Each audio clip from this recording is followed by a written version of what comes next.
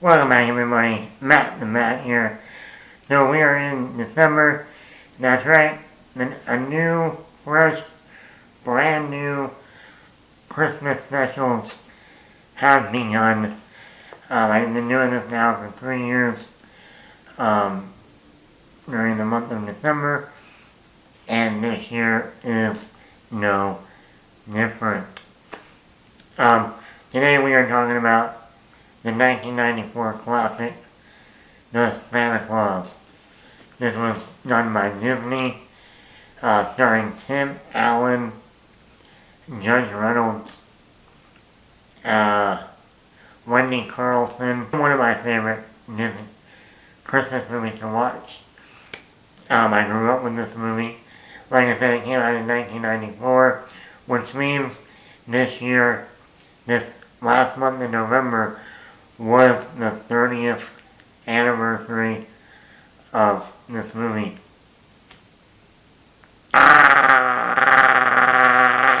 Home Alone for you. I cannot believe this movie is already 30 years old. Once again, these movies, they're showing my age. Not good. Not good. I didn't know I would be in that time frame now where movies are older. Movies that I grew up with are getting older and older and older. You kind of feel like, your grandparents. Back in my day, that movie that came out in the 20s. But yes, this is one of my favorites. Tim Allen as Scott Calvin is one of the best Santa Clauses ever. Between him and the late Richard Attenborough from the remake Miracle on 34th Street, that also celebrates the 30th anniversary this year. Do you realize that two of the best Santa Clauses movies came out in the same year? Miracle on 34th Street, and the Santa Claus. I wish I was a little bit older back then, and not only 5 years old. I think I would have appreciated that. Both of those movies in the theater at the same time, a lot more. Um, but yeah, Tim Allen is great in this role.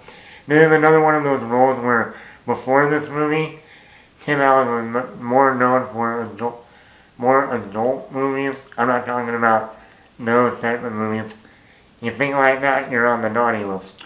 What about, PG-13, rated R movies. Plus he had Home Improvement on television. So he wasn't really known for the kid-friendly, movie. Even though I don't consider this movie completely kid-friendly.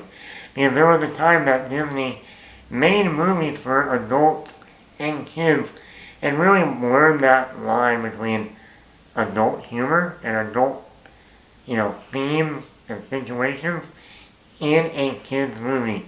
And this is one of them. This is that absentee father who doesn't spend time with his kid. He gets stuck having to watch his kid on Christmas Eve. The real Santa Claus comes in. He falls off the roof. They go on an adventure and go to the North Pole. They meet Bernard. But then as the movie goes along and he's starting to become Santa, they throw out fat jokes in the doctor's office.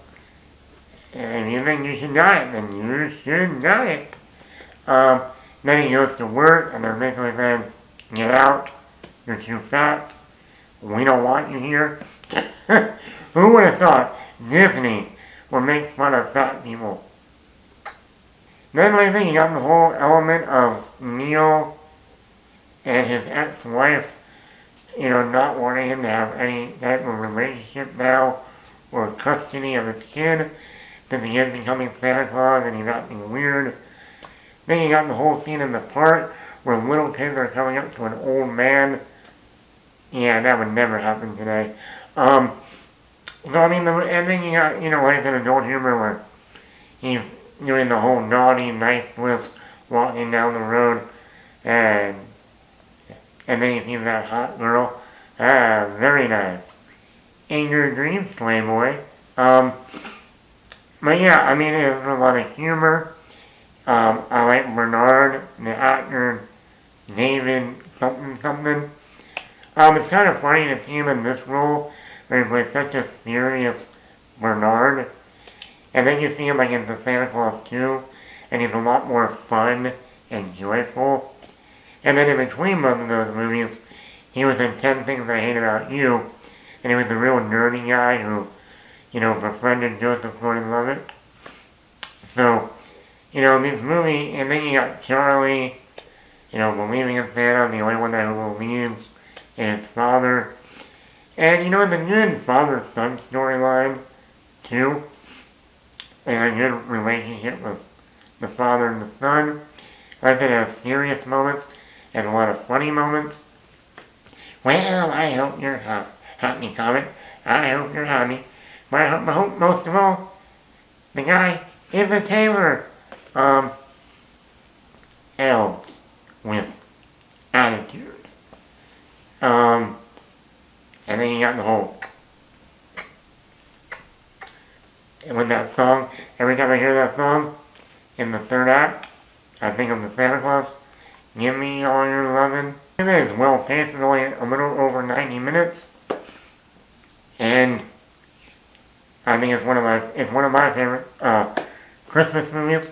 I watch it every year. Been that way since at least 1995 when we had to wait a whole year for it to come on video. I used to own the VHS tape. Now I have the DVD. Plus it's on Disney Plus. So I'm covered. You know how Disney used to be so adult? Someone explain to me, please. What did Neil want for Christmas when he was a kid? A weenie whistle. They put that in a PG kids movie. Oh, weenie whistle.